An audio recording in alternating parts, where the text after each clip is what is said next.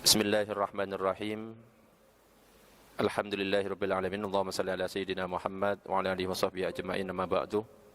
Sekarang kita melanjutkan sedikit dari kitab Ta'limul Muta'allim, karena di Facebook ada beberapa pertanyaan yang sangat panjang kalau kita bahas. Jadi sedikit kita bahas dulu Ta'limul Muta'allim, baru kita masuk ke pertanyaan-pertanyaan fikih yang sudah ditanyakan oleh teman-teman yang ada di Facebook. Qala al-musannifu rahimahullah ta'ala wa nafa'ana bihi wa bi ulumihi fid dharain amin. Jadi penulis kitab Ta'limul Muta'allim mengatakan di dalam kitabnya, kama qila li Muhammad ibn al-Hasan ibn Abdullah syi'run. Jadi ada seorang ulama yang bernama Muhammad bin Hasan bin Abdullah. Beliau itu mengeluarkan sebuah syair. Syairnya seperti apa?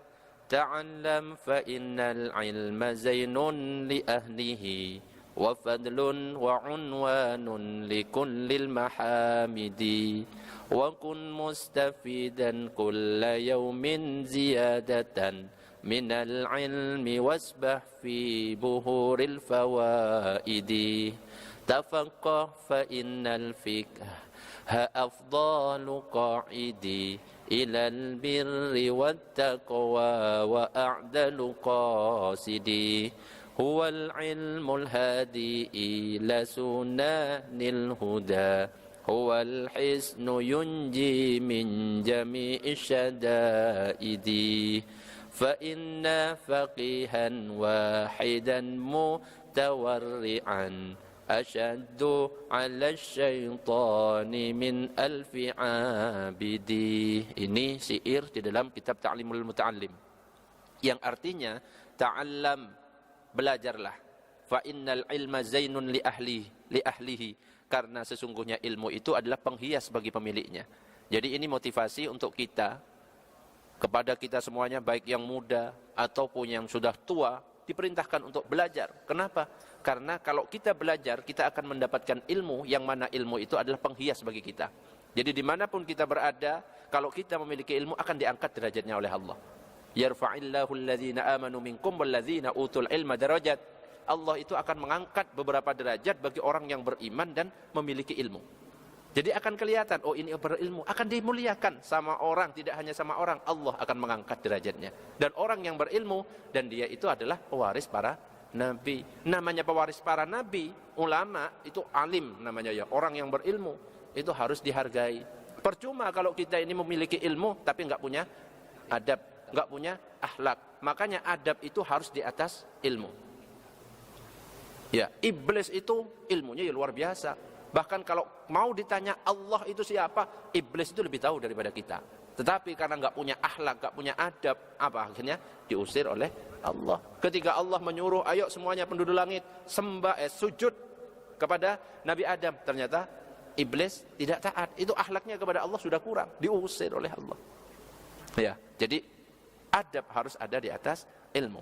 Di sini diperintahkan belajarlah, karena ilmu itu adalah penghias atau perhiasan bagi yang memilikinya.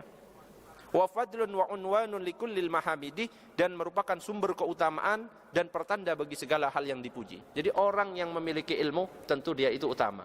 Dan keutamaan ilmu banyak sekali. Sahalallahu ilal jannah. Allah akan memudahkan orang yang menuntut ilmu ke surga.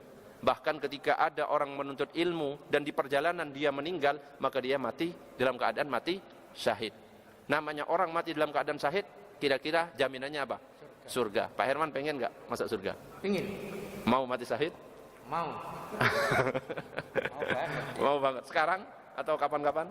Ditunda tapi tetap mati syahid masuk surga. Ayo, ini namanya seenak dewe ya. Dan orang yang memiliki ilmu akan dipuji. Tidak hanya manusia yang memuji, tetapi semua yang ada di langit dan bumi akan memuji kepada orang yang berilmu. Wa kun mustafidan kulla yaumin ziyadatan minal ilmi wasbah fi buhuril fawaidi. Jadikanlah hari-harimu untuk menggapai faedah dengan menambah ilmu, dan berenanglah di lautan faedah. Jadi kita diperintahkan setiap hari jangan sampai kita ini enggak ada ilmu yang masuk. Belajar dari siapa saja, dari teman kita, dan siapa yang ngajar kepada kita itu adalah guru kita. Tapi bedakan dengan orang yang mengajar dari alif, ba, ta, sa, sama orang yang cuma ngasih nasihat, kamu ini harus jaga hati. Ya beda. Tahu bedanya Pak? Pak Tahu. bisa membedakan. Sama orang yang ngajarkan bos sampai kedengaran RT. Beda. Ya setiap orang bisa ngasih nasihat dan itu guru, harus diterima siapapun dia. Gak boleh karena dia itu lebih muda kita tolak. Enggak, keluar dari apapun, keluar dari siapapun harus diterima kalau itu baik. Putih-putih kalau keluar dari itunya ayam diambil apa enggak? Telur. Iya. Diambil. Tapi kuning-kuning keluar dari itunya manusia diambil apa enggak? Tidak.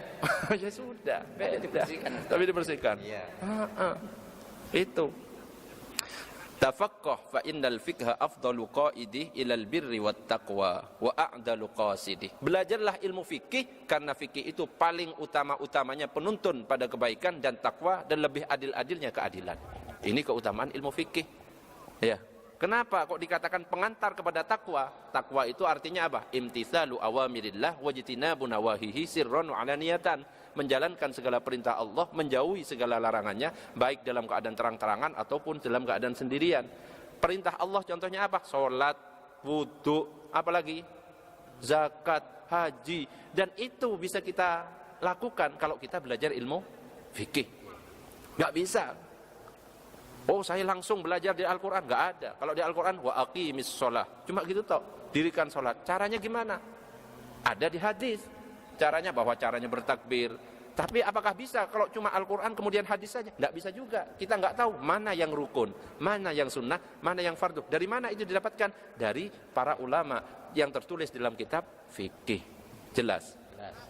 Nah, tetapi di sini disebutkan paling utama-utamanya penuntun. Tetapi sebelum ada ilmu fikih, sebelum kita belajar ilmu fikih, yang pertama harus kita pelajari adalah ilmu tauhid, ilmu mengenal Allah. Jangan sampai kita ibadah, ilmu fikih kan ibadah, tapi ternyata yang disembah, nah ini tauhid, yang disembah ternyata berhala yang dibuat di pikiran kita. Orang yang nggak ngerti kadang-kadang nggak bisa membayangkan Allah, akhirnya tulisan dibayangkan, tulisan Allah langsung disembah. Allahu Akbar. Secara tidak langsung dia menyembah tulisan berhala yang dibuat dengan bentuk tulisan Allah. Nah, kalau kita belajar ilmu tauhid, kita tahu bahwa Allah itu nggak serupa seperti itu. Semua yang kita lihat ini menunjukkan bahwa Allah itu beda dari itu. Jadi ketika Allah menciptakan sesuatu, Allah menciptakan bumi, itu secara tidak langsung Allah mengatakan, saya beda dengan bumi. Allah menciptakan langit, saya beda dengan langit. Allah menciptakan manusia, saya beda, nggak sama seperti itu. Mukhalafatul lil hawadis. Makanya kita kadang-kadang baca pujian Allah wujud, gimana semuanya? Allah wujud qidam baqa mukhalafatul lil disi qiyamuhu bi nafsihi wahdaniyat udrat iradat ilmu hayat sama basar kalam qadiran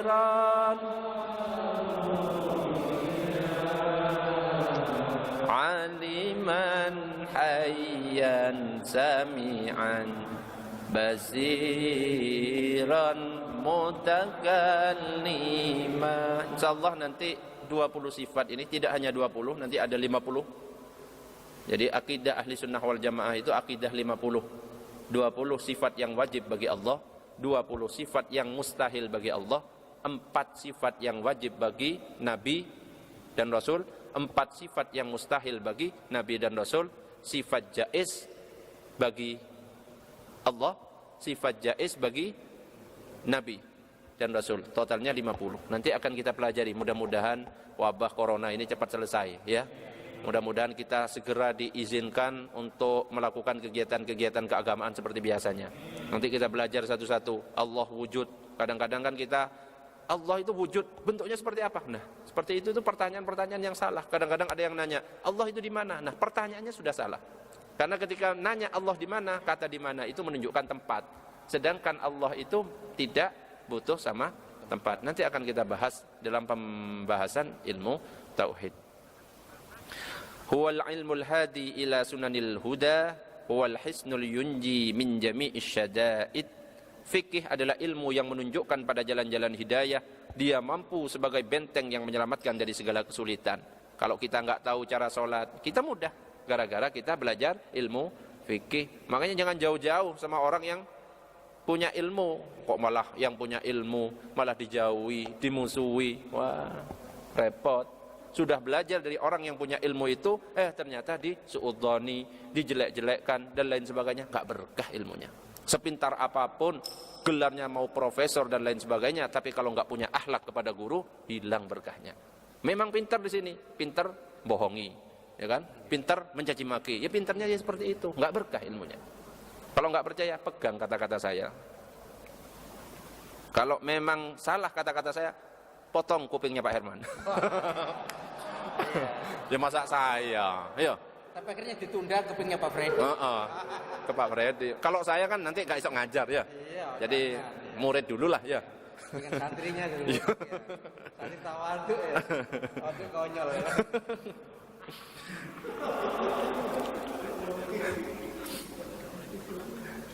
Fa inna faqihan wahidan mutawarri'an asyaddu 'ala syaitan min alfi 'abidi. Karena satu orang faqih yang wira'i.